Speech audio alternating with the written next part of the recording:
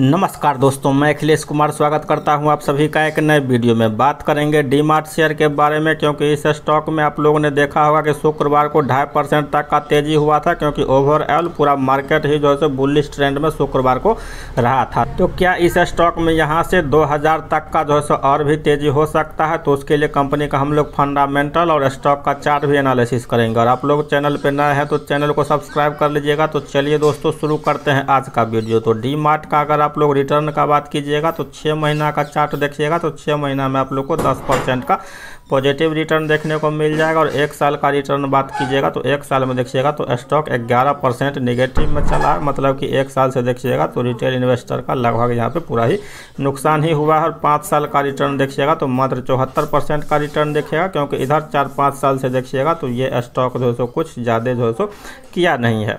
Company का अगर market cap का बात कीजिएगा तो लार्ज कैप का स्टॉक है 2,72,000 करोड़ रुपया कंपनी का मार्केट कैप है। स्टॉक का पी देखिएगा तो 101 के जो है पी पे ये स्टॉक फिलहाल मार्केट में ट्रेड कर रहा है। रिटर्न ऑन कैपिटल एम्प्लॉयड का बात कीजिएगा तो 18% का, रिटर्न ऑन इक्विटी का बात कीजिएगा तो 13.5% का, हाई का बात कीजिएगा तो 5485 और लो का बात कीजिएगा तो 3337 रुपया का जो स्टॉक ने लो भी बनाया हुआ है। और इस कंपनी का सबसे जो मेन है वो फेस वैल्यू, मतलब कि अभी तक ये स्टॉक काफ़ी पुराना है, लेकिन फिलहाल कोई भी स्प्लिट वगैरह नहीं हुआ है। 10 रुपया के फेस वैल्यू पे ही जो ये स्टॉक ट्रेड कर रहा है। तो जब कभी भी स्प्लिट या बोनस वगैरह आएगा तब कंपनी में एक बड़ा जोरदार उछाल भी आप लोग को देखने को मिल सकता है। कंपनी का अगर आप लोग रेवेन्यू का बात कीजिएगा तो 2024 में 12,727 करोड़ का रेवेन्यू था और 2025 में देखिएगा तो 14,872 करोड़ का। तो ईयर ऑन ईयर बेसिस पे देखा जाए तो अच्छा खासा कंपनी ने रेवेन्यू में जंप दिखाया है। लेकिन क्वार्टरली तौर पे देखिएगा तो दिसंबर में 15,973 करोड़ का था। तो क्वार्टर बेसिस पे कंपनी का रेवेन्यू में जो आप लोग को डाउनफॉल देखने को मिला है। ऑपरेटिंग मार्जिन भी देखिएगा तो ये भी जो आप लोग का गिर गया है, 7% से गिर करके ईयर ऑन ईयर बेसिस पे 6% पर, क्वार्टरली तौर पे भी देखिएगा तो 8% से जो मार्जिन आप लोग को गिरता हुआ दिख जाएगा। तो मार्जिन पे आप लोग को थोड़ा सा प्रेशर जो देखने को मिल रहा है।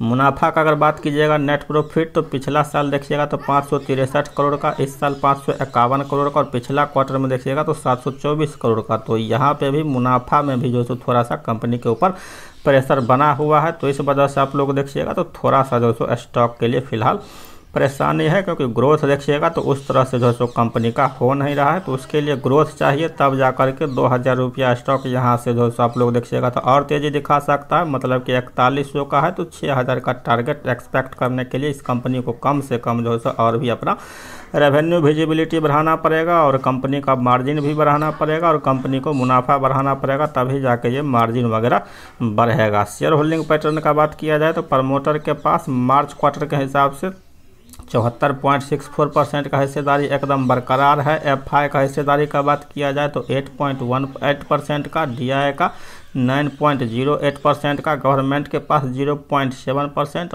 और पब्लिक लोग के पास बात किया जाए तो इसमें 8% का हिस्सेदारी बना हुआ है। डी-मार्ट का ये वीकली चार्ट हो गया। तो वीकली चार्ट पे अगर आप लोग सपोर्ट का बात कीजिएगा तो ये जो नीचे में लाइन है ये आप लोग देखिएगा तो 4000 रुपया पे आप लोग को जो सपोर्ट देखने को मिल जाएगा। तो 4000 के ऊपर जो ये स्टॉक फिलहाल तो देखिएगा वीकली पे जो सपोर्ट ले रहा है। और रेजिस्टेंस का बात कीजिएगा तो ऊपर वाला लाइन देखिएगा तो 4400 रुपया पे जो आप लोग को इस स्टॉक में चार्ट पे जो रेजिस्टेंस देखने को मिलेगा, क्योंकि यह स्टॉक 4400 के ऊपर देखिएगा तो गया था, लेकिन वहां से जो फिजूल आउट हो गया। लेकिन अब दोबारा से देखिएगा तो ये स्टॉक 4400 की ओर मूवमेंट दिखा रहा है। तो 4400 के ऊपर अगर इस स्टॉक में ब्रेकआउट हो जाता है तो फिर यह स्टॉक 4800 के लेवल के लिए तैयार हो सकता है। तो मैंने शुरू में बताया था आप लोगों को कि 2000 के लिए जो यह स्टॉक तेजी दिखा सकता है यहाँ से कि नहीं। तो इसके लिए चार्ट में जो स्ट्रॉन्गनेस आना जरूरी है और मार्केट को भी सपोर्ट करना पड़ेगा, तब जाकर के ये स्टॉक हो सकता है कि इसका जो प्रीवियस हाई है उसको भी ब्रेक कर सकता है। नहीं तो फंडामेंटल में तो थोड़ा सा इशू है, लेकिन धीरे धीरे करके फंडामेंटल हो सकता है कि 1-2 क्वार्टर में अगर आप लोग का और ग्रोथ दिखा सकता है तो ये स्टॉक आप लोग को 2000 तक का तेजी जो है यहाँ से आप लोग को दिखाता हुआ